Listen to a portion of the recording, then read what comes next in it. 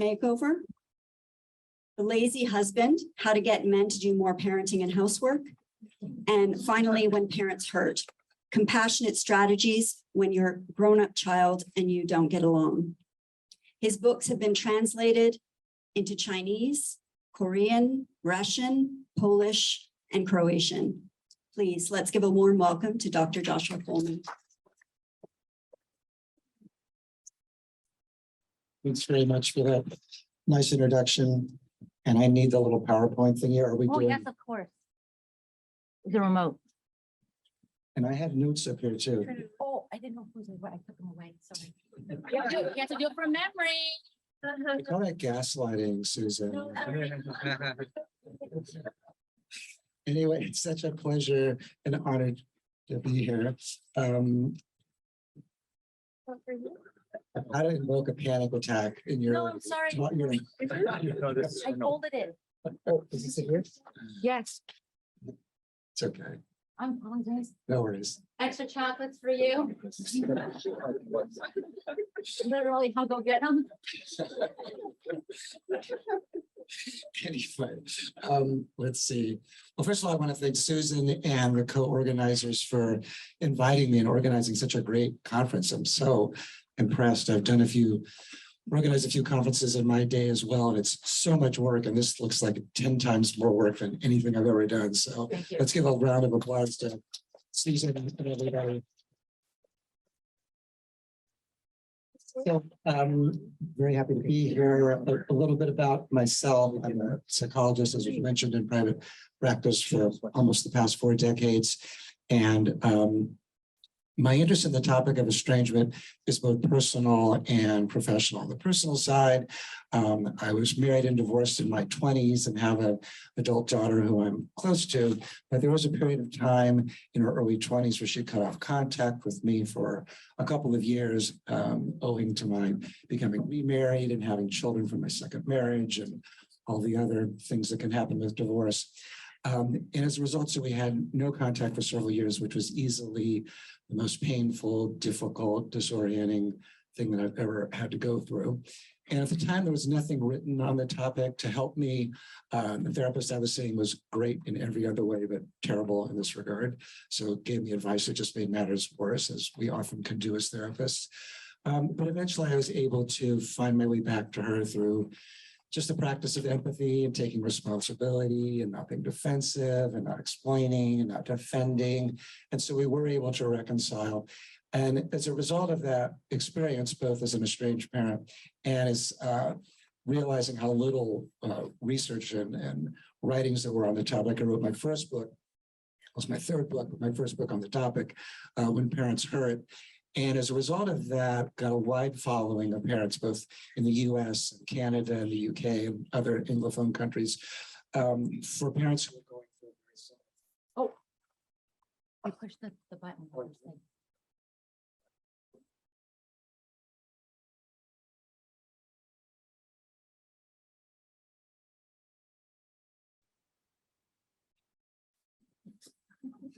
Out of batteries. Chocolate. The whole chocolate. I'll just ship you a box.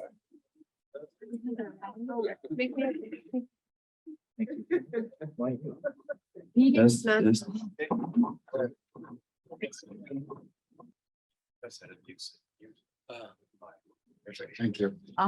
Okay, so anyway, I'm currently in a 10,000 estranged parent listserv, growing all the time. And so for the past 12 years or so, I've been doing webinars for estranged parents because I get so many questions over email from estranged parents wanting to know, what can I do? I developed a free Q&A that I've been doing on Mondays for the past 7 years. And so I did a research study to the University of Wisconsin Survey Center of 1,600 estranged parents through my listserv. And that's been published in several academic peer-reviewed publications. So I've been really steeped in this topic. And it's something that's, obviously both personally and professionally very meaningful to me.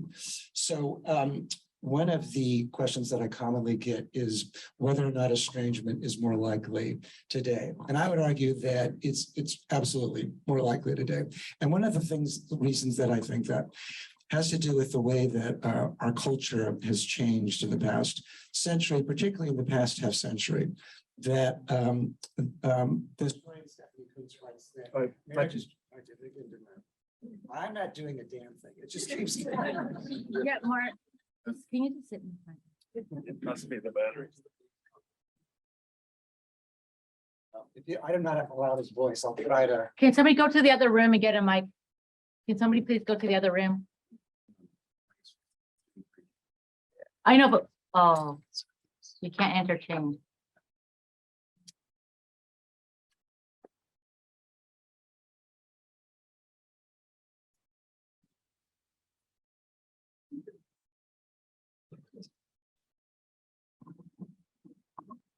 Yeah, third time's a charm, we'll You see. just sit in the front. Keeping my finger away from any mute buttons, but that's clearly not the problem. So is estrangement more likely today? So I'm arguing that it is, and a lot of it has to do with the way our moral framework has changed about how we think about family and intimate relationships. The historian Stephanie Kuntz says that marriage changed more in the past 3 decades than it did in the prior 3,000 years. And what Kuntz meant by that, and I would argue parenting as well, is that the institutions that govern family life for millennia, church, gender, community, neighborhood, religion across all religious varieties, have largely given way to a much more individualized personal identity, self-esteem, personal growth orientation, in ways that in some ways has positives, but in many ways has significant negatives. The British sociologist Anthony Giddens talks about relationships evolving from role to self. So now the preoccupation is much more on what is going to make me happy and what kind of relationships will make me happy. If a relationship doesn't make me happy, then I shouldn't have it. And that includes not only friends and romantic partners, but also family relationships. That's also historically new. So he talks about the pure relationships that are constituted purely on the basis of whether or not the relationship is fulfilling and in line with one's ideals with personal satisfaction and growth and happiness. The Polish sociologist Zygmunt Bauman talks about liquid culture. So they're all sort of talking about this.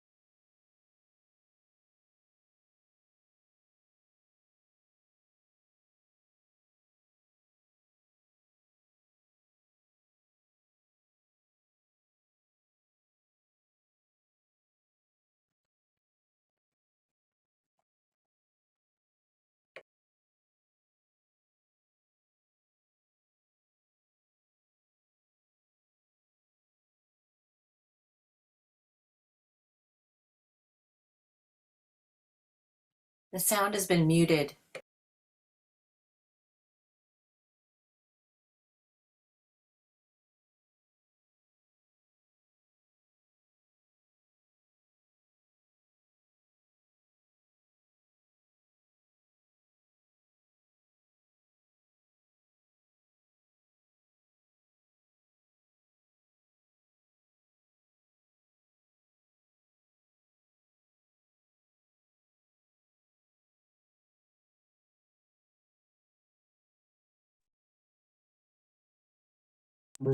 Borderline narcissistic family members.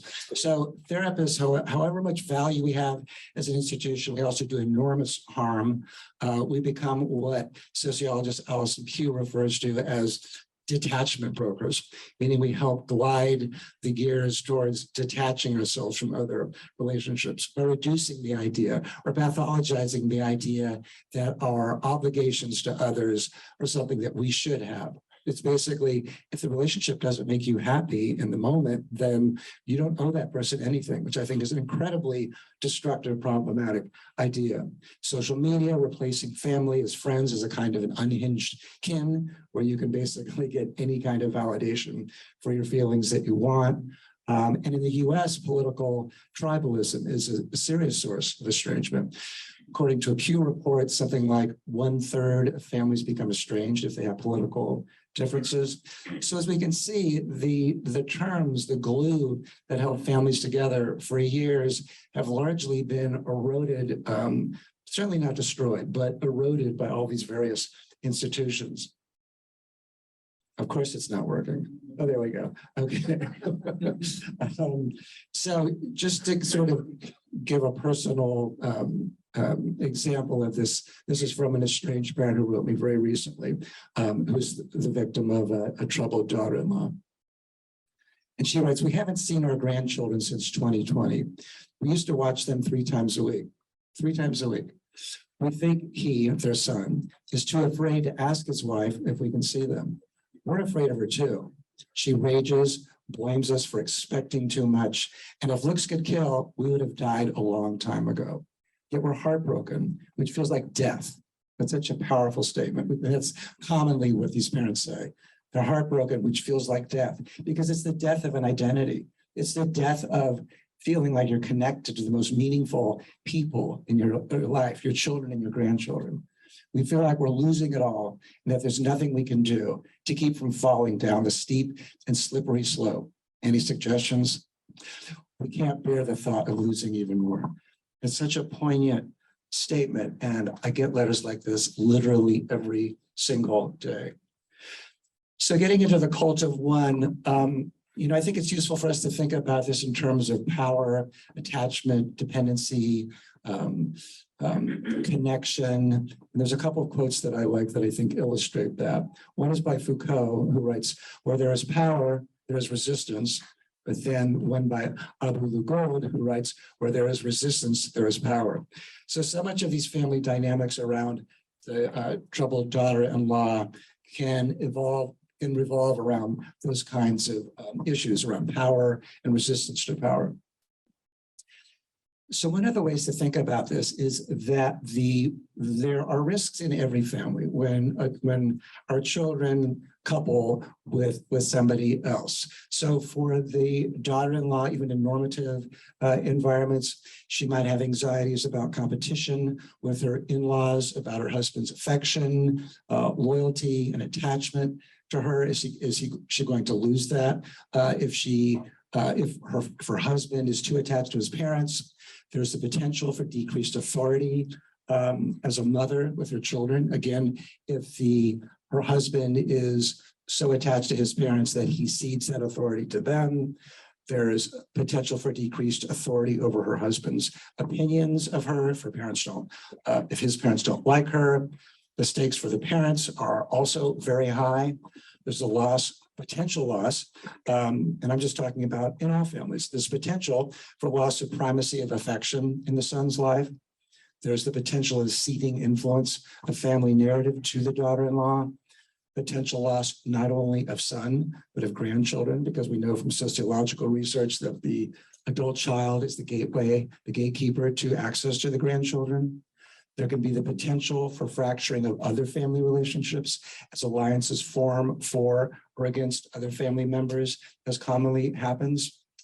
So when I say a cult of one, what do I mean by that? Well, when I first started doing this work, I had no idea that I would become so interested in cults. But because the troubled, son-in-laws too, much more commonly daughters-in-law, is such a common pathway to estrangement, I started looking more into cults and kind of what organizes them and the like. And there is a book by Philip Zimbardo at Stanford, The Lucifer Effect. And one of the things he writes is a remarkable thing about cult mind control is that it's so ordinary in the tactics and strategies of social influence employed. In other words, we think of cults, we think of the Moonies, or we think of people, sort of controlling in some kind of evil. I mean, it is kind of evil, but they're controlling that person in some kind of an otherworldly way. And no, the tactics are very human, everyday, common kinds of tactics. In the Cult of One, the troubled daughter-in-law persuades the spouse that he has repressed memories of how bad his childhood was, including repressed memories of abuse, that he's too dependent on his parent and needs to stand up more for himself, that he's insufficiently protective of the wife and needs to demonstrate that much more to his parents and to her. Some of the signs of being in a cult are a sudden or dramatic change in personality or belief system. These are things I see all the time in these family dynamics. Rewriting childhood history as bad or abusive, use of language that seems coached or out of character, rejection of parents, siblings, or anybody close to them, not just the parents, rejection of anything related to the past, such as cherished childhood objects, black and white thinking, inability to have relationships that don't include the spouse.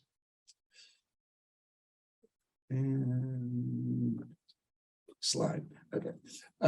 So a lot of what I see in these dynamics is what I would call performing masculinity, which is where these men who not uncommonly were kind of sweet, compliant, men who were very close to their parents, who, just prior to meeting their wives were writing their parents letters saying how great they were, how loving they were, how lucky they were. And now they become very aggressive, negative, contemptuous, hostile. And there is a line, a paragraph from Elena Ferrante's book, My Brilliant Friend, which I think captures this so much. Ferrante writes, she's talking about one of the characters right after she got married. When she went to change, when she came back, dressed in her beautiful traveling clothes, when she handed out the wedding favors, when she had left with her husband, then a huge fight would erupt. And it would be the start of hatreds lasting months, years, and offenses and insults that would involve husbands, sons, all with an obligation to prove to mothers and sisters and grandmothers that they knew how to be men. And I love that quote because I think it so much summarizes what I see, that men becoming very aggressive as a way to prove to their wives that they're actually real men. So why do I say that sons may be more vulnerable than wives after marriage? Well, for most men, their wives are often their best friends, if not their only friends. So men tend to not have as rich social networks as do women, so they're much more at risk if their wives decide to shame them or reject them or threaten them with divorce or ruining their relationship with their children, which is sadly all too common. Men are generally less able to use their emotions to advocate for themselves because studies show that even today, mothers and fathers use less emotion language with boys than they do with girls. So I commonly see this in my couples work, that men can't use their emotions to validate how they're feeling or to advocate for themselves, tend to be more conflict avoidant. Men tend to have less guilt than women do about their role in the family. In sociology, we talk about the kin-keeper relationship for women, meaning that women more commonly are the ones who are keeping track of birthdays and holidays and what people's needs are. I think my wife is like a savant around this. She knows, not only she know, obviously, hopefully she knows my children's birthdays, but she knows, she should, but she knows their friends, what their friends are majoring in college and that kind of thing. She's like the classic gatekeeper. It's amazing. But men are excused from that. So they also have less guilt in general about if they do have to cut off their parents or decide to cut off their parents. I'm not saying they have no guilt, they do. They have guilt and sadness and shame, but they don't have the same level of guilt because they don't have as much role conflict. Men are very vulnerable because of masculinity to being influenced around their masculinity. If the wife says things like, oh, you're such a mama's boy, you're always, all you care about is their feelings. I'm your new family now. You need to prioritize, us and the happiness and stop spending so much time with your children. Or I hate how your parents talk to me. You need to tell them that they can't talk to me that way and treat me that way. There are very few men who can really resist that kind of influence. And some men may use the marriage to voice their own complaints about the parents, but they would do it in a way that they probably wouldn't have done if they hadn't been put into this situation. So the family history of the troubled daughter-in-law is very important here. Marie Bowen, the original family therapist, talks about the importance of differentiation, which I think is such a good concept here. Differentiation meaning the capacity to both be intimate, lose oneself in a relationship, but also to be distinct, to be able to hold on to one's sense of self. And so for the troubled daughter-in-law, I don't have statistics about this, but I would predict that they tend to come from more traumatized backgrounds where there's more neglect, where they have attachment anxieties, where they view love as a very small resource that they have to protect in a very aggressive at all cost kind of a way. They may project onto the in-laws conflicts and unmet needs that they see with their own parents. It's not uncommon. I found that the troubled daughter-in-law, if she did come from a more neglected, abusive background, may idealize the in-laws initially. So you talk about them being, or I commonly see that they might be best friends with them early on in a very idealized, and that quickly shifts to something that's much more pathologized as they realize that that parent isn't going to be, the in-laws aren't going to be able to make up for all the losses that they've incurred earlier on in their own childhoods. If they're estranged, they may also believe that it's a good option for conflict resolution, something that's one should do. Attachment anxieties, poor ability to tolerate conflict. They feel easily threatened, see the in-laws as the enemy. And slide. Yeah, okay. So when the baby comes, that's often a common source of estrangement. In my own survey of 1,600 parents, one of the things that we found was that 70% of those estrangements happened after the adult child was married and after a baby came on the scene. So we know that can be a triggering or a flashpoint of estrangement. That's commonly when parents get comments about, you need to respect our boundaries. And once there are children around, that also gives the daughter-in-law far greater authority to set terms and limits on the parents, to criticize them for how they're being, etc. Okay. Sorry, this has a mind of its own, apparently.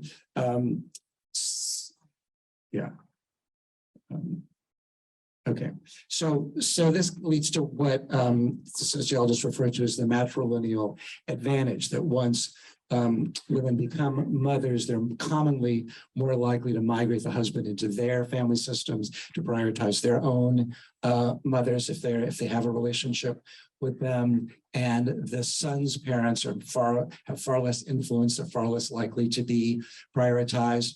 That alone can be a conflict even in a non-dysfunctional dynamic, just for the fact that the son's parents can feel very diminished. They can feel threatened by that, communicate in ways that are problematic, that can lead to estrangement, even if the daughter-in-law isn't especially troubled. But if she is close to her mother, there's a far greater likelihood for preferential time with her mother or parents. In more troubled homes, this can result in the family of the wife becoming more idealized, replacing or severely limiting access of the son's parents. So it's kind of interesting that, to me, that so many parents commonly report a personality change in the son. And sure, on the one hand, maybe, becoming married, having a newer attachment could cause the son to be pushed back on things that might have always bothered him, cause him to be more assertive, complain more about things that he might not have otherwise complained about. I'm sure that exists, but in the dynamics that I'm talking about, there can be such a radical change, and particularly because the narrative is so different from what it was pre-marriage to post-marriage, that suddenly there's revisionist history of abuse and, bad memories. The parents go from being characterized as being loving in a close family to it being all about them, and parents are narcissists, etc. So I wanted to just present a brief case study that I think highlights this. This is from my book, Rules of Estrangement. When Sam brought Maria home for the first time from college, she didn't make a good impression. She spent much of the evening on the couch texting on her phone, barely engaging any of the family members in conversation, including Sam's two sisters, with whom he was very close. Sam seemed a little embarrassed by her behavior, but was also careful not to pressure her into involvement in the family interaction. "She's just shy, I think," said Sam's mother to her husband and daughters after the first meeting.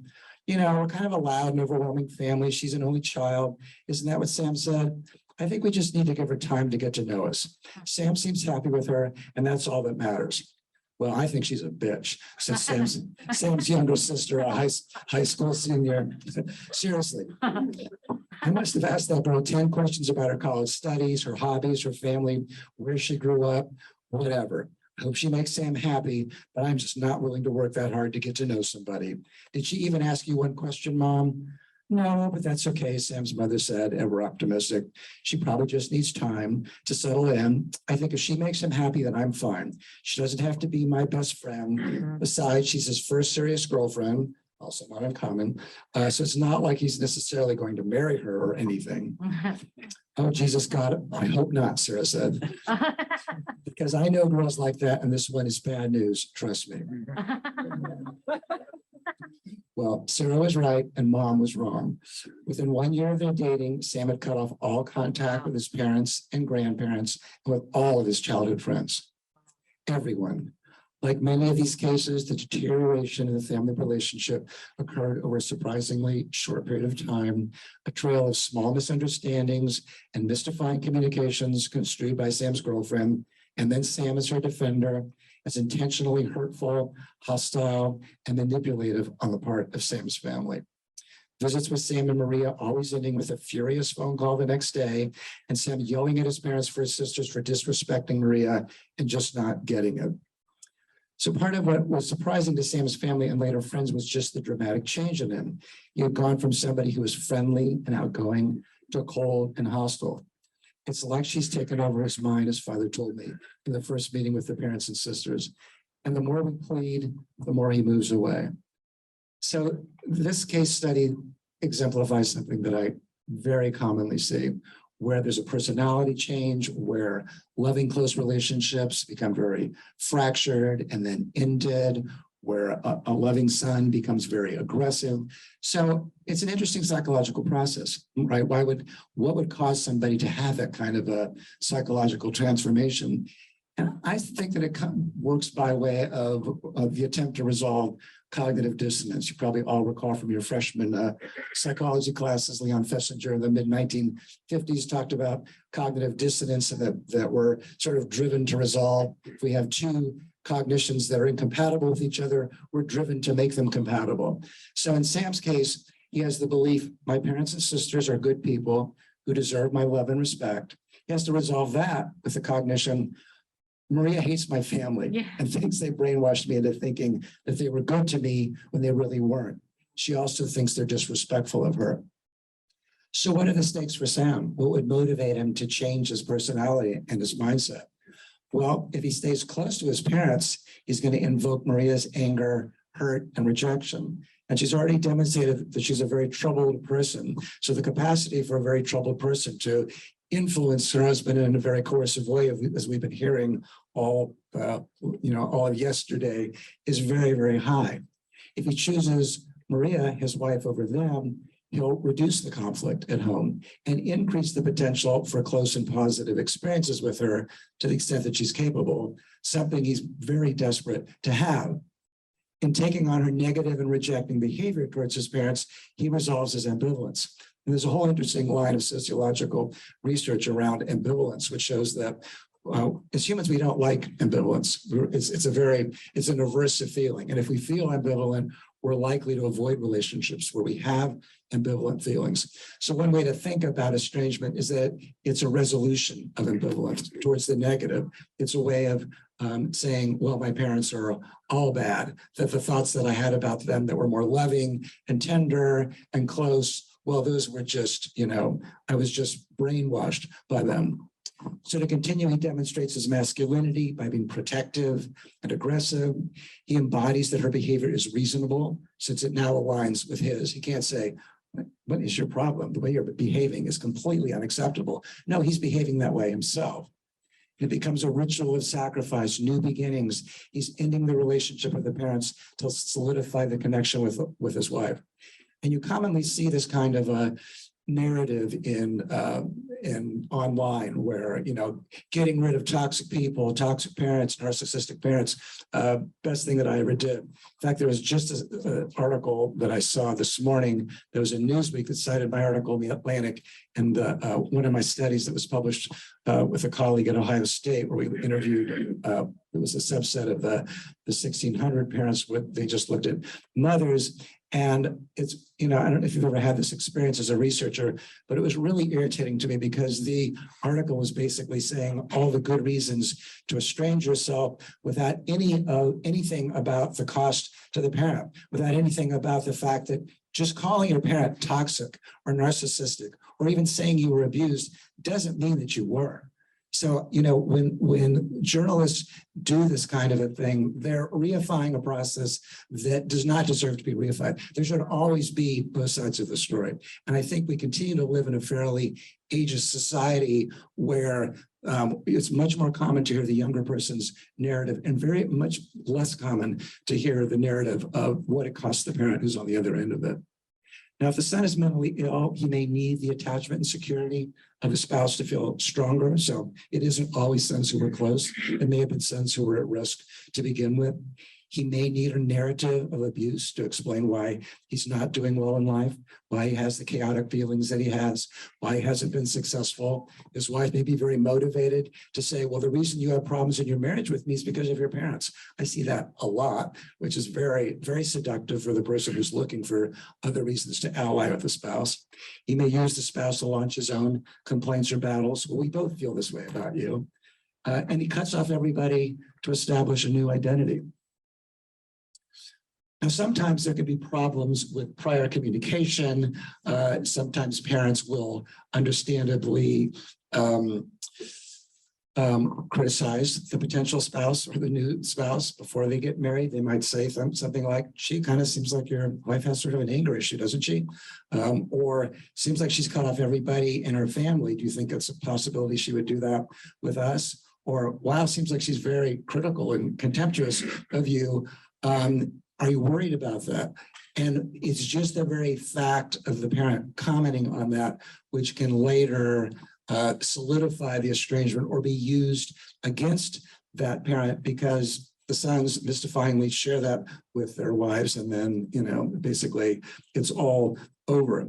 So, so that can evoke a very serious loyalty conflict in the son, where he can feels like, that he's sort of betraying the wife to love his parents or to maintain his closeness with them. Oops, slide. Okay. So from a clinical perspective, people often ask me, or clients often ask me, what do I do? And, what I commonly tell them is this person is the gatekeeper and you can't go around them. You can only go through them. And what that means is that you're not going to be able to persuade your son that that person is toxic or abusive or alienating you. That ship has long sailed. And if you did it, then you actually have to repair that. If you're sending a gift to the son, you should also send it to the daughter-in-law, unless you've been completely prohibited from doing so. That the parents have to recognize that person as the new alpha, the cult of one, the gatekeeper, and that nothing's going to happen without her collaboration.